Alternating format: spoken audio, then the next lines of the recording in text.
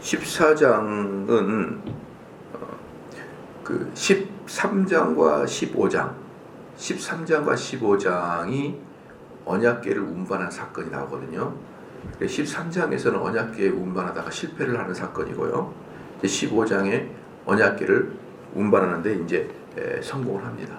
근데 그 사이에 이제 14장의 이야기가 이렇게 나오게 됩니다. 그래서 이제 14장이 사실은 이제 14장의 이야기가 13장과 15장 사이에 역사적 순서로 있는 건 아니에요. 왜냐 그러면요, 지금 14장에서 나온 이야기는 1절에 보면 두로왕 히람이 다윗에게 사자들과 백향목 석수와 목수를 보내 그 궁궐을 건축하였더라.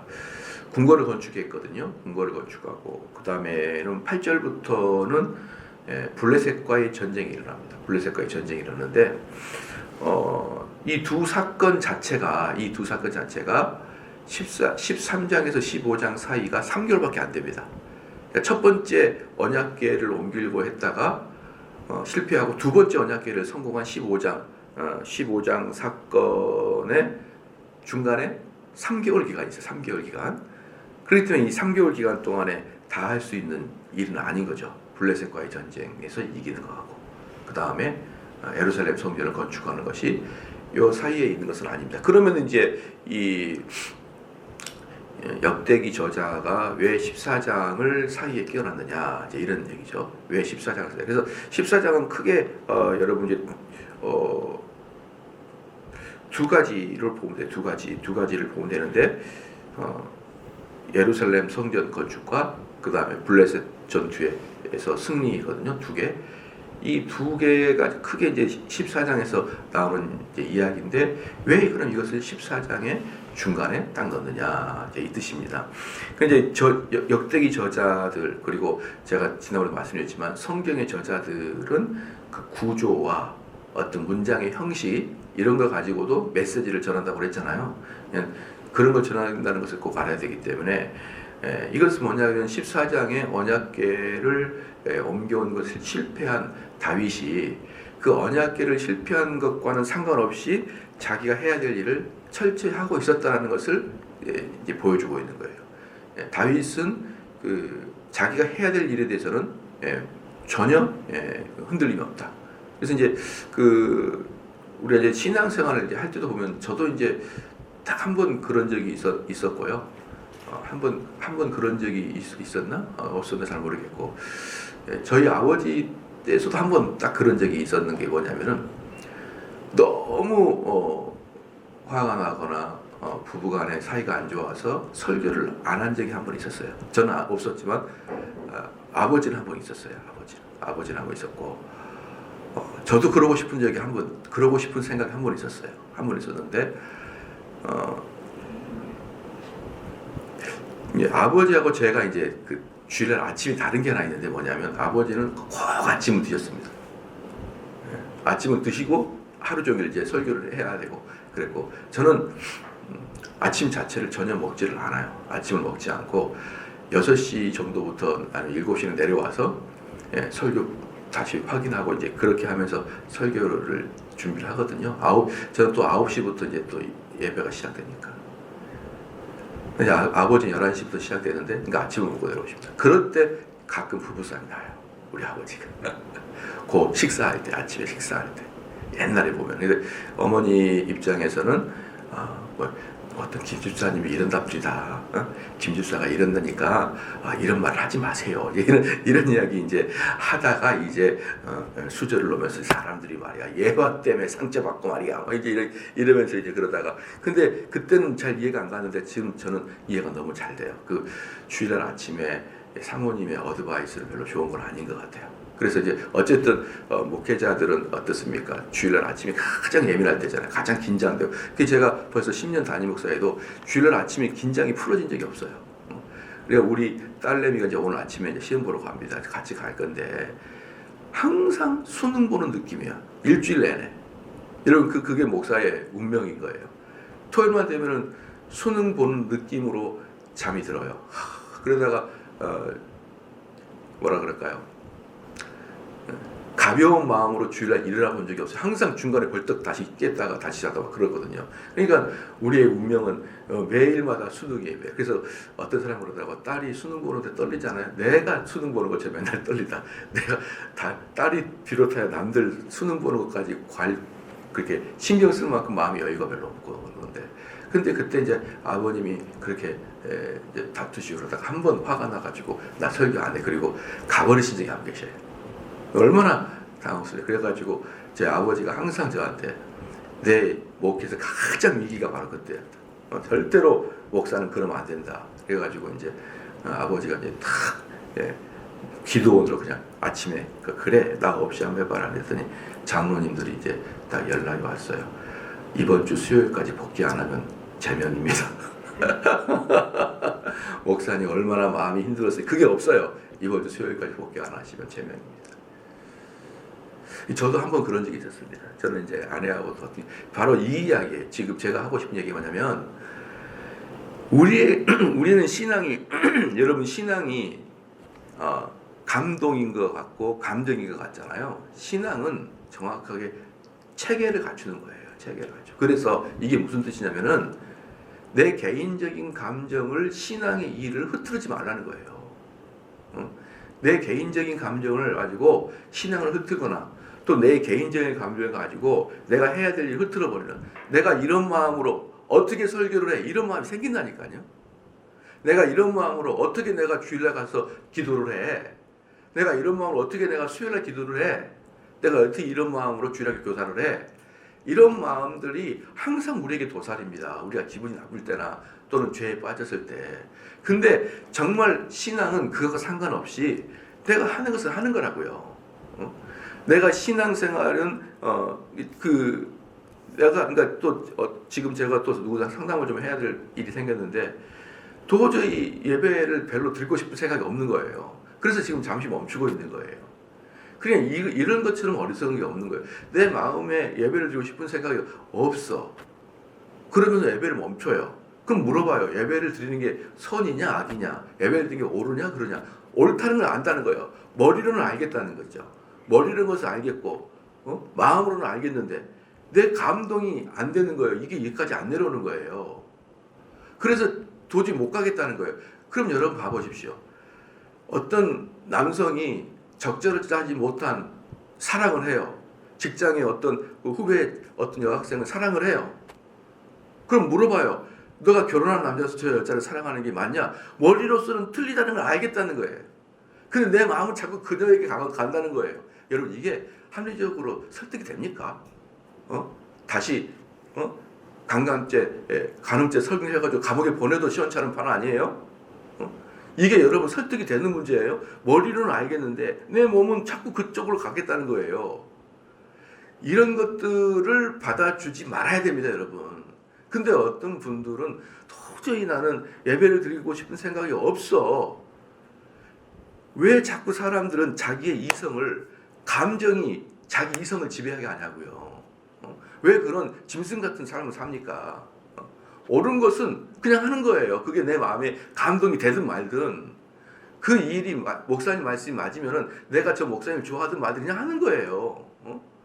그래서 맨날 제가 예화를 들었지만 너 왜 이렇게 영어를 못해? 꼴밤을 딱 주면은 내가 영어를 못하는 이유는 중학교 때 영어 선생님이 싫어서 못한다. 그게 변명이 됩니까, 여러분? 그런 것이 바로 삼류 인생이에요. 바로 여기서도 정확하게 13장과 15장 사이에 딱 3개월밖에 차이 안 나요.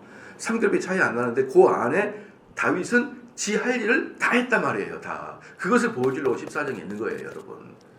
의도적으로 역대기 기자는 역사적 순서도 아닌데 14장을 여기다 뜩 넣어놓고 그 봐라 다윗은 언약궤가 들어온 것을 실패했다. 왜? 이게 얼마나 여러분 어려운 일이었냐 그러면요. 다윗이 분을 냈어요. 언약궤가 들어올 때 사건이 났잖아요. 사건이 났을 때 소가 이렇게 뛰었을 때 손을 댔던 사람이 거기서 직사하게 됐잖아요. 그걸 보고 다윗은 분을 냈다. 분을 냈는데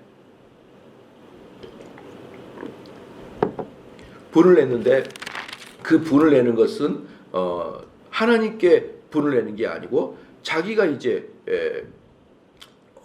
자기 자신에게 화가 난 거예요. 그래서 13장 10절에 보니까 우사가 손을 펴서 괴를 붙들음을 인하여 여호와께서 진노하사 치심에 우사가 거기 하나님 앞에서 죽으니라. 여호와께서 우사를 충동하심으로 다윗이 분하여 그것을 베레스 우사라 칭하니.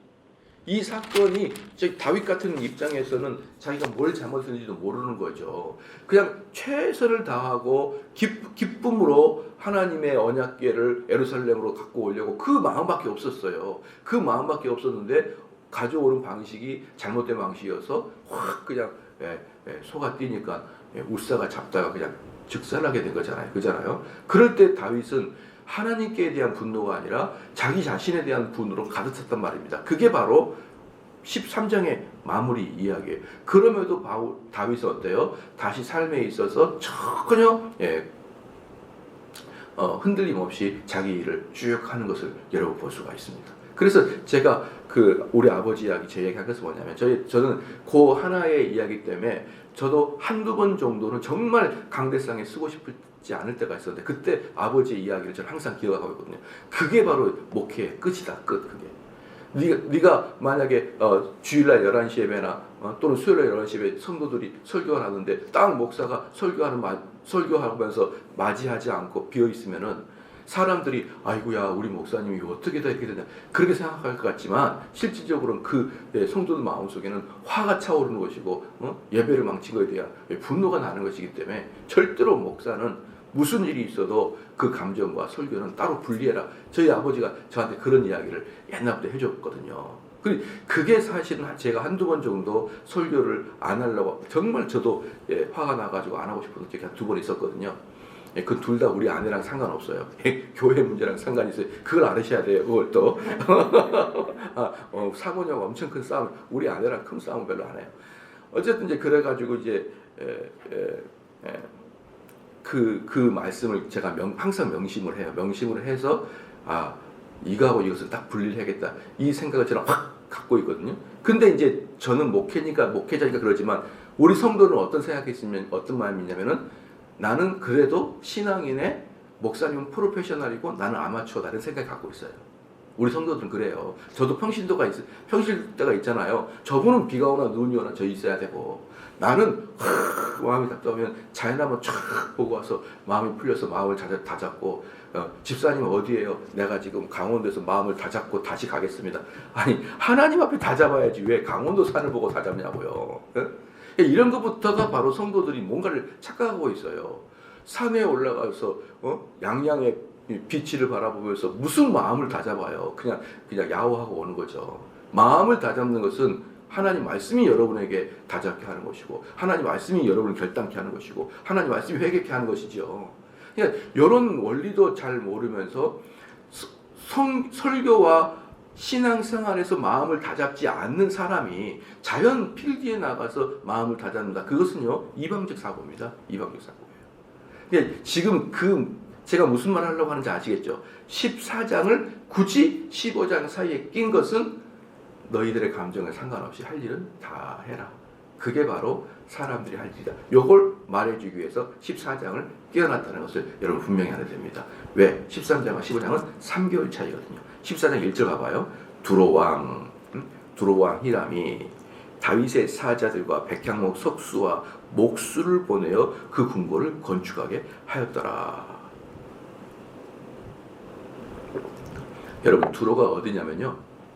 잘 아시겠지만 두로와 시돈이라고 알잖아요. 그게 이스라엘 맨 북쪽에서 24km 올라가게 되면 두로가 나와요. 그 두로는 지중해 바로 해변이에요. 그러니까 이스라엘 북쪽 지중해의 해변에 두로가 있습니다. 그리고 그 위에 시돈이 있어요. 두로와 시돈은 요즘으로 말한다 그러면 홍콩이나 싱가포르 같은 개념으로 보면 돼요. 작아요. 그런 선진국이고 강력한 국가입니다. 두로와 시돈은 작지만 강력한 국가였어요. 그리고 부자. 그 두로와 시돈이 있었는데 여기서 보니까 이 백향목이다. 그럼 지금 두로가 어디냐? 두로는 지금의 레바논입니다. 레바논이 잘 못 살아서 그렇지 원래 레바논이 그 두로 때부터 지금까지 역사상 엄청나게 작은 나라지만 강대국이었어요. 부자 나라였대, 부자. 그래서 지금도 두로에 가보면요, 두로는 두 가지 언어를 사용합니다. 어떤 레바논, 지금 레바논 가면은 두 가지 언어를 사용하는데, 하나는 아람어를 사용해요. 아랍어를 사용하고, 또 하나는 불어를 사용합니다. 불어를. 그러니까 이 레바논 자체가 프랑스가 점령했던 지역이에요. 그래서 두 언어를 사용하기 때문에 그 나라는 상당히 별명이 뭐냐면 중동의 파리입니다. 중동의 파리. 지중해 바다 얼마나 마일드한지 몰라요. 날씨도 마일드하고 공기도 좋고 거기다가 온화한 날씨에 그다음에 좋은 토양에 지금도 너무너무 아름답대요. 레바논이. 지금도 사람들은 레바논에 여행을 안 가봐서 그러는데 레바논에 여행 가면은 얼마나 아름답고 또 사람들이 의외로 나이스하고 이런 것들 레바논의 사람들이 주로 그런 모습이라고 합니다. 근데 여러분 레바논 자 한번 생각해봐요. 혹시 국기 레바논 국기가 생각나나요? 생각나나 모르겠네요. 뭐 대한민국 태극기 외에는 상관없어. 그럴 거면 그러죠. 레바논 국기는요 가운데 나무가 하나 다 그려졌어요. 나무가 이거 생각나는 사람들은 축구 좀 본 사람이고 안 본 사람은 잘 생각. 딱 나무가 하나 있어요. 레바논은 그 나무가 뭔지 알아요? 삼나무입니다. 삼나무. 삼나무가 뭔지 알아요? 백향목이에요. 백향목. 지금 이때가 수천 년 전에부터 레바논은 백향목이 유명했습니다. 근데 지금도 레바논의 태극기 가운데 레바논에 그 백향목이 그려져 있어요. 그러니까 이 백향목이 얼마나 그 두로의 땅에서는 수천 년 동안을 그 두로의 아주 대표적인 수출 품목이었습니다. 그렇잖아요. 그런데 희한하게 그 두로 땅에만 그렇게 삼나무가 있어요. 여러분 그 삼나무를 봐보면요, 그 삼나무도 그냥 삼나무가 아니라 학명으로는 히말라야 삼나무예요. 히말라야 삼나무. 그러니까 이게 뭡니까? 그 고산지대에 그리고 뭐예요? 척박한 곳에서 쭉쭉 뻗은 나무들을 히말라야 삼나무라고 그러거든요. 그걸 레바논의 백향목이라고 그러는 거예요. 그런데 그 당시에는 하나님이 레바논에게 무슨 축복을 했는지 몰라도 그 근동에서는 이 레바논만 온 산지가 전부 다 삼나무로 빽빽하게 차 있었다고 합니다. 빽빽하게. 그리고 이 빽빽하게 차 있었던 것도 얼마 전까지도 빽빽하게 차 있었는데 이 레바논이 못 살면서 삼나무를 베어서 전부 다 수출해가지고 지금은 모든 산의 8%밖에 삼나무가 없대요. 그래서 그 레바논의 삼나무를 이제 국가적 시책으로 벌목 금지시켰다는 거죠. 그런데 그 전체 그 레바논이라는 게 완만한 산지인데 그 완만한 산지에 전부 다 삼나무가 있었고 지금은 삼나무가 자라는 것이 급격한 비탈길에 있는 삼나무만은 안 베고 다 베어버린 거예요. 다. 그래서 이것을 레바논 국가에서 안 되겠다. 우리 국가가 이것이 꽃인데 우리는 무궁화고 우리는 소나무가 의미가 있다. 거기는 그 레바논 백향목이 의미가 이만큼이나 14장 1절에 두로왕 히람이 다윗에게 사자들과 백향목과 이 백향목이 그 레바논의 대표적 수출 품목인 것이 이때도 그런 것이고 지금 국기에도 백향목이 들어가 있는 걸 보면 여러분 성경이 얼마나 팩트를 쓰고 있는지 여러분 아시겠죠? 꿈을 막 이상한 환상을 쓴 게 아니에요. 정확한 팩트를 쓰고 있는 것입니다. 팩트를. 그래서 다윗에게 사자를 보내요. 백향목과 석수와 목술. 왜 석수와 목술 보냅니까? 이스라엘 가보십시오. 이스라엘은 쓸만한 나무가 없어요. 그 나무들은 전부 다 뭐냐? 무화과 또는 무화과 나무. 여러분 보시는 거 있나요? 무화과 나무는요 과일을 따먹는 거 외에는 아무 쓸모가 없는 게 무화과 나무예요. 꾸불꾸불 해가지고 약하고. 그 다음에 얘네들이 또 중요한 거 포도나무 보십시오. 포도나무는 뗄까 외에는 쓸모가 없어요. 포도나무도 그렇잖아요. 그 다음에 올리브유 보십시오. 올리브유도 나무도 쓸 수가 없어요. 그러니까 이스라엘에서 나온 나무들은요 다 주로 과일을 생산하는 나무들이지 목재로 쓸 수 있는 나무가 거의 없습니다. 이스라엘. 그러니까 이스라엘이라는 나라는 집을 지면 전부 다 돌로 집을 짓는 거예요. 그 지역에 돌이 하도 많아가지고 나무를 쓰자고 돌로 짓는. 그래서 이 성전같이 엄청나게 멋진 성전을 지으려고 그러면 어쩔 수 없이 두로 땅에 있는 그 그 백향목이라는 그 큰 삼나무를 가지고 와가지고 여러분 건물을 지어야 됩니다. 그래서 그 건물을 질 때 이스라엘 사람에게는 그 목수가 있을 수가 없죠. 그렇게 큰 건물을 지을 수 있는 그 기술이 어디 있겠습니까? 그래서 이 백향목과 석수와 목수를 다 보내어 궁궐을 건축하였더라. 궁궐을 건축하였더라. 2절에 다윗이 여호와께서 자기로 이스라엘 왕을 삼으신 줄 깨달았으니 이는 그 백성 이스라엘 위하여 나라를 진흥하게 하셨습니다. 그래서 이상하게 다윗이 이때 자기가 왕이 된 걸 깨달은 거예요. 하나님이 자기를 왕을 세우신 것을 깨달았다. 이게 무슨 말이냐? 이미 다윗이 왕이 된 지가 언젠데 이때야 깨닫냐 이 말이죠. 그런데 여기서 왕이 된 걸 깨달은 건 뭐냐면요. 자기가 왕이 되고 다 알죠. 아는데 제가 쭉 국사를 운영하다 보니까 두로왕과 더불어서 백향목과 석수를 맞이하고 막 이러면서 쭉 국가를 운영하다 보니까 하나님이 나를 이스라엘 왕을 세우신 건 맞네. 왜 그럴까요? 하는 것마다 잘 되니까. 하는 것마다 자기가 생각하는 것과 비교할 수 없을 만큼 그 결과가 드러나고, 야, 이것은 하나님이 이게 하지 않았으면 내가 이렇게 될 수 있겠나 싶을 정도로 하나님이 다윗의 일을 순풍에 덮다듯이 쫙 뿜어준 거예요. 그래서요, 여러분 신앙생활이라는 것은요, 여러분 꼭 두 가지가 같이 가야 됩니다. 신앙생활은 두 가지 같이 가야 되는데, 첫 번째는 이론과 그 다음에 그 이론의 바탕으로 한 경험이 필요한 거예요. 이론과 이론의 바탕 경험이 필요합니다. 그러니까 다윗 같은 경우도 자기가 이론적으로 왕이 된 거 알아요. 그런데 왕이 돼서 국사를 운영하다 보니까 하나님이 나를 쓰셨네. 하나님이 나를 이스라엘 왕으로 찍어준 것이 맞네. 그것을 여러분 더 확신하고 싶다. 이것은 왕이 되어서 국사를 운영하는 사람에게만 깨닫게 되는 그것입니다. 그래서요, 우리 교회들도 마찬가지예요. 만약에 예를 들어서 이런 겁니다. 사람들이 이럽니다. 목사님, A라는 집사님이 나를 너무 싫어합니다. 내가 그 사람하고 같이 있는 게 한 공간에 있는 게 너무 힘듭니다. 목사님, 이제 이렇게 상담을 하잖아요. 그럼 제가 항상 하는 조언이 있어요. 뭐냐 그러면은, 너는 왜 아직도 베드로와 같이 주님 바라보지 못하고 환경 바라보고 있냐? A라는 집사는 환경이잖아요. 주님이 아니잖아요. 환경이잖아요. 또 A라는 사건도 환경이잖아요. A라는 사건이 있고 또 B라는 사건이 있고 또 A라는 집사가 있고, 이런 분들이 나를 힘들게 해요. 그런데 나는 이런 일 때문에 너무 힘듭니다. 나 이 사람 때문에 너무 힘듭니다. 그럴 때 제가, 너는 왜 주님 바라보는 걸 못하고 항상 그 사람 바라보고 있냐? 너 왜 항상 그 사건 바라보고 징징거리냐?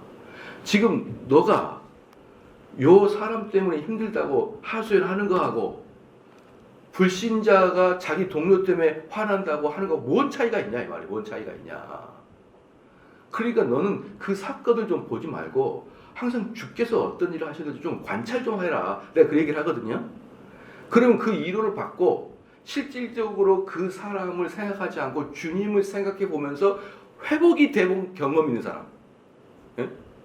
웬만해서는 회복이 안 돼. 또 집에 가면 또 이 인간이 생각이 나요.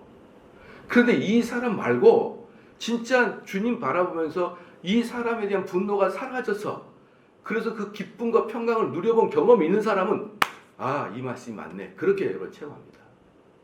근데 이론이 없거나 그럴 때는 이 사람 바라보지 않고 주님 바라봐야 된다. 이 이론이 없거나 아니 이론을 순종해 보지 않아서 경험을 못 해보거나 둘 중에 하나가 없으면 그 사람은 평생 고통 속에 살아갑니다.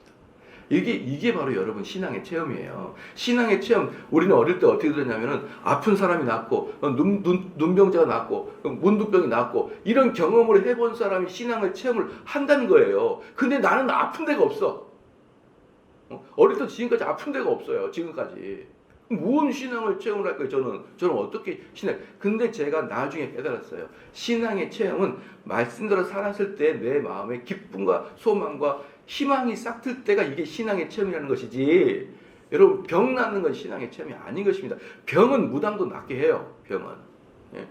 병은 의사가 훨씬 더 잘 낫게 합니다. 그런 걸 신앙의 체험을 한다 그러면요, 저희처럼 잔병이 없는 사람들은 도대체 50년 동안 무슨 신앙의 체험을 합니까? 그런 헛된 생각 때문에 자꾸 사람들이 신앙을 이렇게 공상적으로 하는데, 실제로 신앙은 여러분 말씀에 순종했을 때 여러분에게 찾아오는 그 말할 수 없는 평강, 그걸 경험해 버리면요, 야, 이게 하나님 방식이구나, 그때 깨닫습니다. 그래서요, 다윗처럼 자기가 하나님 말씀에 순종해 봤을 때, 그래, 하나님 나를 부르신 거 맞아, 하나님께서 나를 이끄신 거 맞아, 이런 생각이 여러분 들게 되지 않겠습니까? 그래서 우리는 이 다윗의 이야기를 들으면서 하나님 말씀대로 살아봤을 때의 그 흔적들, 그 결과들을 여러분 보는 거예요. 그 다음에 3절에 다윗이 예루살렘에서 또 아내들을 취하여 또 자녀를 낳았으니, 이 다윗은, 사랑하는 성도 여러분, 역대상 3장에 보면요, 헤브론에서 자식을 낳아요. 헤브론. 그러니까 이 예루살렘에 들어오기 전에 헤브론에서 7년 정도를 왕으로 삼습니다. 왕으로 있어요. 그때 왕은 유다 지파의 왕이죠. 헤브론에 있을 때는 유다의 왕으로 7년 정도를 거기서 왕을 합니다. 그리고 이제 예루살렘으로 들어와서는 유다 플러스 나머지 11지파가 포함해서 전체 이스라엘 왕이 된 게 예루살렘에서 왕이에요. 그러니까 여기 14장 3절에서는 예루살렘에서 이제 또 애를 낳는 거죠.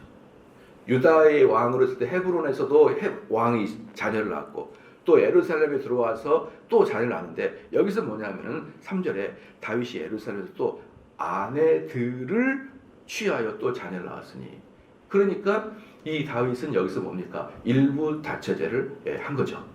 아내들, 예루살렘에서의 아내는 또 달라요. 헤브론에서 아내하고. 그런데 이제 이런 것을 보면서 사람들이 그럽니다. 야, 성경에가 동성애를 언제 금지했냐? 그럼 몇 개 찾아줘요. 동성애, 야 봐라, 동성애가 금지했지 않냐? 그럼 이렇게 얘기합니다. 성경에서는 그러면은 그것은 다 옛날 얘기라는 거죠. 옛날 얘기. 성경에서도 보면은 일부 다처제를 허용했다고 해 보니까 아브라함도 여자가 새로 있고, 그 다음에 요셉도 많고, 그 다음에 이 다윗도 어때요? 벌써 아내가 몇 명, 솔로몬 말할 것도 없고, 이렇게 성경에서는 일부 다처제를 허용하지 않았느냐? 그럼 그것은 뭐냐? 이렇게 이야기하는 사람이 있거든요. 여러분, 성경에서는 일부 다처제를 허용한 적이 아무것도 없습니다. 그럼 다윗은 뭡니까? 쥐가 한 거죠. 만약에 여기 있는 정대원 목사님이 두 집 살림을 한다. 그러면 성경이 두 집 살림을, 기독교가 두 집 살림을 인정한가요? 내 개인의 일탈이죠. 맞죠? 그러니까 일부 다처제는요, 하나님이 인정한 적도 없고 일부 다처제를 허락해 주지도 않았어요. 그러면 다윗이 지가 알아서 왕이 됐기 때문에 일부 다처제를 한 거예요. 그러면 이 일부 다처제를 하나님이 기뻐하실까요? 안 기뻐하실까요? 안 기뻐합니다. 그래서 다윗은 이 일부 다처제 때문에 집안이 박살이 나는 거예요. 그 자녀들끼리 서로 간음하고 자녀들끼리 서로 살인이 벌어지는 게 뭐냐면, 자기 엄마 뱃속에서 난 친형제와 살인한 거 아니에요. 이복 동생들하고 형제들하고 살인해가지고 그 난리를 친 겁니다, 여러분. 그 난리를 치는 거예요. 그러니까 아버지 다윗이라는 사람 입장에서 아버지고 밑에 다 자녀들이 있는데 다 엄마들이 달라요. 근데 자기들끼리 원수예요. 왜 원수일까요? 왕권을 쟁탈해야 될 거 아니에요. 이 중에 누가 한 명이 왕이 될 거 아닙니까? 그러니까 전부 다 왕이 쟁탈절로 여러분 다 원수가 되는 거죠, 이렇게. 그런데 다윗의 입장에서는 다 똑같은 아들입니다. 이 다 똑같은 아들인데 아들끼리 전부 다 원수예요. 여러분, 이런 집을 다윗은 평생 살아갑니다. 이게 행복해요? 행복하지가 않아요. 그래서 성경에서는 모든 일부 다처제는요, 그 결과로 인해서 하나님께 어마어마한 벌을 받게 되는 것을 여러분 성경 한번 봐봐요. 하나님께서 다윗이 일부 다처제를 했으므로 하나님께서 그 마음에 옳지 않게 여기셨다, 이런 말은 없어요. 이런 말씀은 없지만 그 결과를 보면은 일부 다처제를 해가지고 해피엔딩으로 끝나는 성경이 없습니다, 여러분. 전부 다 그 자녀들끼리 자중 질환이 일어나가지고 집안이 푹 많아져 버리죠. 그래서요, 마찬가지입니다. 성도들이요, 하나님께서는 여러분을 죄 질 때 여러분의 죄를 허용하십니다. 죄를 허용하셔요. 근데 그 죄의 씨앗 때문에 여러분은 그 속에서 썩어 문드러진 경험을 하게 될 거예요. 썩으면 또 역으로 사람들은 많이 자기가 다른 사람에게 상처를 줌에도 자기가 준지를 몰라요. 근데 이상하게 불행해. 이상하게 사람이 힘들어. 이럴 때는 역으로 되돌려 봐야 돼요. 내가 잘못된 씨앗을 심고 있나? 하나님 앞에 내가 순종하고 하나님 방식대로 살아가는데, 예? 하나님 방식 살아가는데 내가 혹시라도 사업이 잘 안 될 수가 있고, 내가 혹시라도 직장 생활에 문제가 있을 수 있고, 내가 혹시라도 건강에 문제가 있을지라도 하나님 말씀대로 살아가는 사람에게는 꼭 들어가는 게 평강이에요. 평강. 근데 평강이 없어요. 힘들고 논쟁하고 싸우고 울고 한숨 쉬고. 여러분, 그런 사람들 왜 그러는지 정말 하나님께 물어보시라 이 말이에요. 나는 왜 잘하고 있는 것 같은데 왜 나는 자꾸 이렇게 한숨이 나고, 나는 왜 눈물이 나올까? 하나님, 나 왜 이렇게 삶이 허탄할까요? 물어보시라고요. 그것은 복된 걸 심지 않고 있기 때문에 그러는 거라고. 여러분, 이해가 되시죠? 다른 건 다 몰라요. 사업이 안 될 수도 있죠. 예? 사업이 안 될 수 있어요. 내가 일시적으로는 집안이 어려워지는 것처럼 보여요. 요셉 같은 경우도 다 망했다고 생각했잖아요. 애굽으로 종으로 팔려갈 때. 그때 하나님이 요셉에게 가졌던 계획이 요셉을 어떻게 하겠습니까? 망할 수도 있어요. 그러나 한 가지는 주님으로부터 위로는 끝없이 온단 말이에요. 복 있는 자는 시냇가에 심는 나무와 같이 시절을 쫓아 과실을 맺게 해준단 말이에요. 그게 뭐예요? 계속 우리 마음에 기쁨과 평강이 우리에게 오도록 하나님이 시냇가에 심은 나무처럼 해주신단 말이에요. 그런데 그러기 때문에 설령 내 삶이 어려움이 있어도 그 깊숙한 속에서 주님과 함께 동행하는 기쁨과 소망이 있는데, 역으로 사업도 잘 되고 직장 잘 되고 자녀 잘 되는데 내 마음이 편치가 않아. 내 마음이 힘들어요. 그것은 분명히 여러분 하나님께 책망받고 있고 하나님께 경고받고 있고 하나님이 다시 돌리라는 사인인 것을 분명히 알아야 됩니다. 그래서 이 다윗은 여기 보면은 이 자녀를 낳았는데 이름을 보면은 잘 몰라요. 이제 4절은 알아요. 엘르사에서 낳은 아들들의 이름은 삼무아와 소박과 나단과 솔로몬. 여기까지는 좀 이름을 들어봤는데 5절부터 아무도 몰라요. 이팔과 엘리수와 엘렐벨렉과 노가와 네벡과 야비야와 몰라요. 그러니까 그냥 지나가면 되는 거죠. 이 성경에 다른 데 나와서 있어야 뭐라는지 모릅니다. 여기서 하나님께서 우리에게 말씀하신 것은 어떤 거예요? 다윗은 지금 흥황하고 있고 다윗이 국사를 다뤄보니까 하나님 나를 여기 부르신 거 확실한데, 그런 와중에도 어때요? 죄를 지어요. 그런 와중에도 참 미안하죠. 하나님 그렇게 복을 주셔서 죄를 지어요. 지금 다윗이 왜 일부 다처질 했을까요? 시작. 이방 나라 왕들이 다 일부 다처질 하니까요. 근데 이방 나라는요, 이스라엘과 뭐가 다르냐면 이방 나라의 주인은 왕이에요. 근데 이스라엘 왕은 하나님이에요. 이스라엘의 지금 다윗은 하나님의 대리 통치자예요. 대리 통치자. 실제로 왕은 하나님이에요. 근데 이방 나라는 주인이 왕이에요. 그렇기 때문에 다윗이 지금 이방 나라 흉내를 내는 것은 자기도 모르는 사이에 이스라엘의 주인이 나다라는 의식이 있는 거예요. 바로 이런 의식 때문에 결국은 뭡니까? 다윗은 흥황하면서도 죄를 짓고, 죄를 짓는 건 뭐예요? 내일의 눈물을 쌓아두고 있는 거죠. 바로 이게 하나님께서 우리에게 주신 메시지입니다. 기도하시겠습니다.